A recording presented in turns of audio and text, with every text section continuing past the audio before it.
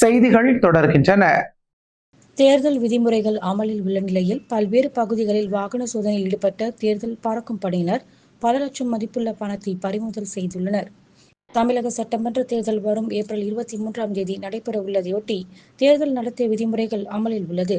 இந்நிலையில் ஈரோடு மாவட்டம் மொடக்குறிச்சி தொகுதிக்குட்பட்ட எல்லையான நொய்யல் சோதனை சாவடியில் தேர்தல் பறக்கும் படையினர் வாகன சோதனையில் ஈடுபட்டனர். அப்போது அருள் என்பவர் உரிய ஆவணங்கள் இன்றி எடுத்து வரப்பட்ட 2,13,000 ரூபாய் ரொக்கப்பணத்தை பறக்கும்படையினர் பறிமுதல் செய்தனர்.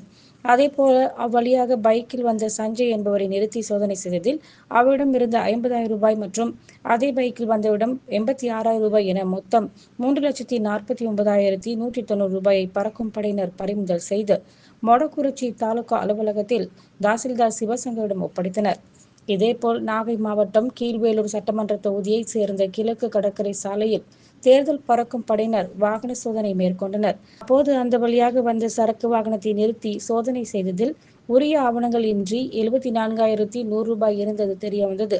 இதையடுத்து அவற்றை பறிமுதல் செய்து கீழ்வேலூர் சார் நிலைய கருவூலத்தில் ஒப்படைத்தனர். இதேபோல் கிருஷ்ணகிரி சட்டமன்ற தொகுதிக்கு உட்பட்ட குப்பம் சாலை அரசு ஆண்கள் கலைக்கல்லூரி மற்றும் சமத்துவபுரம் அருகில் தேர்தல் பறக்கும் படையினர் வாகன சோதனையில் ஈடுபட்டிருந்தனர்.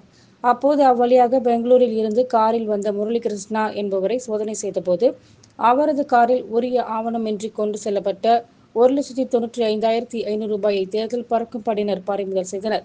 இதேபோல் ஆந்திர மாநிலம் குப்பத்திலிருந்து வந்த வாகனத்தை சோதனை செய்தபோது ரவி என்பவர் உரிய ஆவணமின்றி கொண்டு செல்லப்பட்ட 1,86,500 ரூபாய் பறிமுதல் செய்யப்பட்டது.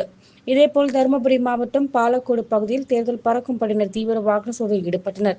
அதில் 3 சோதனை சாவடிகளிலும் இருந்து மொத்தம் 38,59,050 மற்றும் 29 வெள்ளி பரிசு பொருட்கள் ஆகியவற்றை பறிமுதல் செய்தனர். இதேபோல் வேலூர் மாவட்டம் காட்பாடி அருகே உரிய ஆவணங்கள் இன்றி எடுத்து வரப்பட்ட 1,95,000 ரூபாயை தேர்தல் பறக்கும் படையினர் பறிமுதல் செய்தனர். இதேபோல் தூத்துக்குடி சட்டமன்ற தொகுதியில் 3 கண்காணிப்பு குழு மற்றும் 1 பறக்கும் படை குழுவினர் தீவிர வாகன சோதனையில் ஈடுபட்டனர். அப்போது எட்டாயபுரத்திலிருந்து தூத்துக்குடிக்கு காரில் வந்த வியாபாரி நடராஜன் என்பவரின் காரை வழிமறித்து சோதனையிட்டனர். அப்போது காரில் இருந்த கணக்கில் வராத 1,54,300 ரூபாய் பணம் இருப்பதை கண்ட அவர்கள் அவற்றை பறிமுதல் செய்து தூத்துக்குடி வட்டாட்சியர் அலுவலகத்தில் தேர்தல் அலுவலர் பாலமுருகனிடம் ஒப்படைத்தனர். தமிழ்நாட்டின் பல்வேறு பகுதிகளில் நடைபெற்ற முக்கிய நிகழ்வுகளை உங்க ஊர் செய்திகள் பகுதியில் தற்போது சுருக்கமாக பார்க்கலாம். வேலூர் சத்துவாச்சாரியில் மாவட்ட ஆட்சியர் அலுவலகத்தில் சட்டமன்ற தேர்தல் தொடர்பாக ஆட்சியர் சுப்புலட்சுமி தலைமையில் அரசியல் கட்சியினர் பங்கேற்ற கூட்டம் நடைபெற்றது. பின்னர் செய்தியாளர்களை சந்தித்த மாவட்ட ஆட்சியர் தேர்தல் நடத்தை அமலில் உள்ளதால் அரசியல் கட்சியினர் மற்றும் பொதுமக்கள் அனைவரும் தேர்தல் நன்னடத்தை விதிமுறைகளுக்கு உட்பட்டு இந்த தேர்தலை சுதந்திரமாகவும் நியாயமாகவும் நடத்திட முழு ஒத்துழைப்பை வழங்குமாறு கேட்டுக்கொண்டார். புதுக்கோட்டை மாவட்டம் அறந்தாங்கி சட்டமன்ற தொகுதிக்குட்பட்ட இடையாறு ஊராட்சி செம்பட்டை விஸ்வநாதபுரம் பகுதியைச் சேர்ந்தவர் வெள்ளையம்மாள். இவர் தாய் தகப்பன் இல்லாத தனது 3 பேத்திகளையும் சிறுவயதிலிருந்தே பராமரித்து அவர்களை படிக்க வைத்து வருகிறார். இந்நிலையில் அந்த குழந்தைகளுக்கு ஆதார் அட்டை வேண்டும் என பள்ளி நிர்வாகம் தெரிவித்ததால் மாவட்ட ஆட்சியர் அலுவலகத்தில் தனது பேத்திகளுடன் வந்த வெள்ளையம்மாள் ஆதார் அட்டை எடுத்து தர அதிகாரிகள் நடவடிக்கை மேற்கொள்ள வேண்டும் என கூறி கண்ணீர் மல்க ஆட்சியர் அலுவலகத்தில் கோரிக்கை வைத்தது அனைவரையும் பெரும் சோகத்தில் ஆழ்த்தியது. நாமக்கல் மாவட்ட ஆட்சியர் அலுவலகத்தில் மாவட்ட தேர்தல் அலுவலரும் மாவட்ட ஆட்சியருமான துர்காமூர்த்தி தலைமையில் அங்கீகரிக்கப்பட்ட அனைத்து கட்சிகளின் கூட்டம் நடைபெற்றது. பின்னர் செய்தியாளர்களை சந்தித்த ஆட்சியர் நாமக்கல் மாவட்டத்தில் வாக்குப்பதிவிற்கான சிறப்பு ஏற்பாடுகள் நடைபெற்று வருகிறது எனவும் இளம் வாக்காளர்கள் வாக்களிக்க பல்வேறு விழிப்புணர்வுகள் ஏற்படுத்தப்பட்டு வருவதாகவும் தெரிவித்தார். ஈரோடு மேற்கு சட்டமன்ற தொகுதிக்குட்பட்ட சுப்பிரமணிய நகரில் வசிக்கும் மக்களுக்கு ஏற்கனவே அரசு சார்பில் பட்டா வழங்கப்பட்டுள்ளது. இருப்பினும் அந்த இடங்களுக்கு தேவையான தடையில்லா சான்றிதழ் இதுவரை வழங்கப்படவில்லை என கூறப்படுகிறது.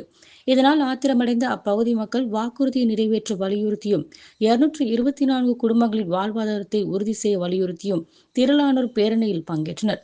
அப்போது திமுக அரசை கண்டித்து அவர்கள் கண்டன கோஷங்களை எழுப்பினர். திருப்பத்தூர் மாவட்டம் ஜோலார்பேட்டை அருகே பூனைப்பள்ளம் மற்றும் பகுதியில் தனியாருக்கு சொந்தமான கோகேஸ் என்னும் நிறுவனம் பங்கு அமைத்து வாகனங்களுக்கு மட்டும் கேஸ் விற்பனை செய்து வருகிறது.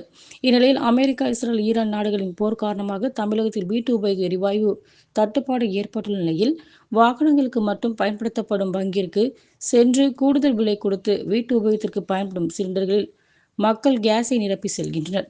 இந்நிலையில் சட்டவிரோதமாக கேஸ் விற்பனை செய்யும் தனியார் பங்க் மீது மாவட்ட நிர்வாகம் நடவடிக்கை மேற்கொள்ள வேண்டும் என்று சமூக ஆர்வலர்கள் கோரிக்கை வைத்துள்ளனர். திருவண்ணாமலை மாவட்டம் வந்தவாசி அடுத்த மாம்பட்டு கிராமத்தில் ராஜேந்திரன் மல்லிகா இவர்களுக்கு வந்தவாசியிலிருந்து சேத்துப்பட்டு செல்லும் சாலையில் 4 ஏக்கர் நிலம் உள்ளது. இதன் மதிப்பு கோடிக்கணக்கில் இருப்பதாக கூறப்படுகிறது.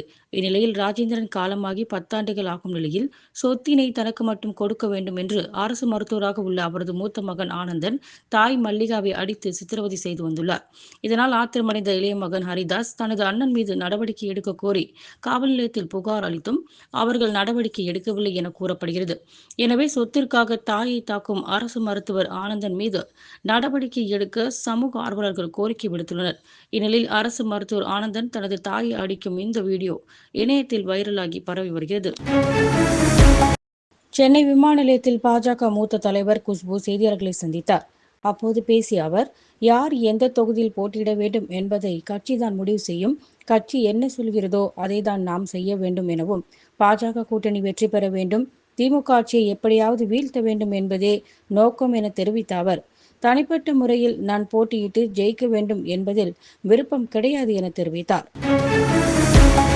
சென்னை ஆர்.கே. நகர் தொகுதிக்குட்பட்ட புது வண்ணாரப்பேட்டை, தண்டையார்பேட்டை, வண்ணாரப்பேட்டை உள்ளிட்ட பகுதிகளில் உடனடியாக தேர்தல் நடத்தை விதிகள் அமலுக்கு வந்தன. இதனையடுத்து ஆர்.கே. நகர் தொகுதியில் உள்ள பகுதிகளில் அரசு துணை வட்டாட்சியர்கள் மற்றும் உதவி ஆய்வாளர்கள், போலீசார் தலைமையில் ஆங்காங்கே வாகன சோதனைகள் நடைபெற்று வருகிறது. இதனையடுத்து பொதுமக்கள் வியாபாரங்களுக்கு எடுத்து செல்லும் பணங்களுக்கு உரிய ஆவணம் எடுத்து வர வேண்டும். இல்லாத பட்சத்தில் அவர்கள் கொண்டு வரும் பணங்கள் பறிமுதல் செய்யப்படும் என அதிகாரிகள் தெரிவித்துள்ளனர். தேர்தல் நடத்தை விதிமுறைகள் அமல்படுத்தப்பட்டுள்ளதால் தேர்தல் ஆணையம் தீவிர நடவடிக்கை மேற்கொண்டு வருகிறது. இதற்காக அமைக்கப்பட்டுள்ள தேர்தல் பறக்கும் படையினர் மற்றும் நிலை கண்காணிப்பு குழுவினர் ஆங்காங்கே தீவிர வாகன சோதனையில் ஈடுபட்டு வருகின்றனர்.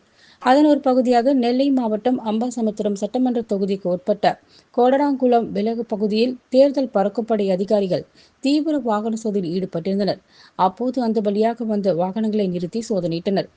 இந்த சோதனையின் போது ஒரு வாகனத்தில் காய்கறி வியாபாரி சங்கரலிங்கம் என்பவரிடம் முறையான ஆவணங்களின்றி 1,27,100 ரூபாய் ரொக்கப்பணம் கொண்டு வரப்பட்டது கண்டுபிடிக்கப்பட்டது. பணத்திற்கான உரிய ஆவணங்கள் இல்லாத காரணத்தால் அந்த பணத்தை பறக்கும் படை அதிகாரிகள் உடனடியாக கைப்பற்றினர்.